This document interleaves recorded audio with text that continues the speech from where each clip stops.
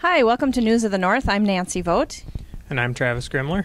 And I'm Chelsea Perkins. And we welcome Chelsea to the Echo Journal team. She joined our staff Wednesday as a reporter, and she's no stranger to the area. Tell us a little about yourself. Well, I'm returning to the Lakes area after almost 10 years away.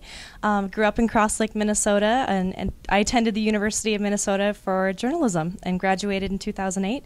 So I'm back here to be the newest staff writer. Like I said, we've hit the ground running. We went over to Pequot Lakes High School yesterday, which I thought I knew a lot of people there, and Chelsea apparently knows more, even 10 years later. So tell us what it was like going down memory lane yesterday. It certainly was a walk down memory lane. I ran into so many of the teachers that I had in school, including Vicki Palmer, who was probably one of the most encouraging people for me to go into journalism. So that was really nice. Right. And today we are at Pine River Bacchus High School. They're having their last of 4 strategic planning meetings. And Travis, can you tell us a little bit about that? I'm here with Kathy Bettino, Superintendent of Schools here at Pine River Bacchus, and we're talking about the strategic planning. I know that I was attending one meeting at the beginning of the strategic planning session last week, and it was very informative and very interesting. Can you tell us a little bit about the purpose of strategic planning? Well, I sure can, Travis. And first of all, welcome to Pine River Bacchus Schools and our new early childhood center here that we have. But strategic planning is one of the processes that we take very seriously here at Pine River Bacchus.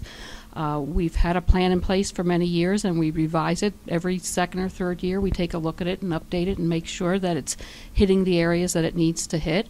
With the Department of Education's new emphasis on the world's best workforce, strategic planning is a huge component of that. And so we're in the early phases of it right now, where we're bringing in lots of community members to talk to us about what's important in education and what they would like to see our schools do, and how we can best prepare students to be 21st century learners and workers. Next week, we will have Bruce Miles here, who will facilitate our school board and other groups in developing the plan. So exciting time, a lot of work to do, and we're excited.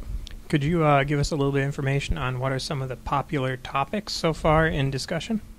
I think a lot of the things that we're looking at are student achievement goals, and how we do with our state testing and how we can improve that. Also, what we do with technology. Pine River Bacchus has always been ahead of the game with implementing technological tools in the classroom.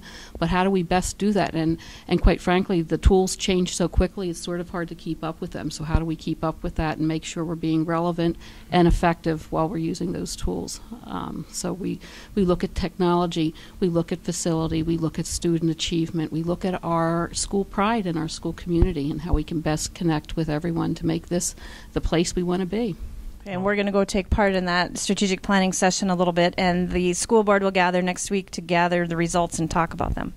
So this will be your Echo Journal team bringing you the news of Pequot Lakes, Pine River Bacchus, and communities in between. And we'd also like to give our News of the North shout out this week to Michelle Folkeringa. She's a former coworker who watches our videos. Thanks, Michelle, and keep watching. We'll see you next week.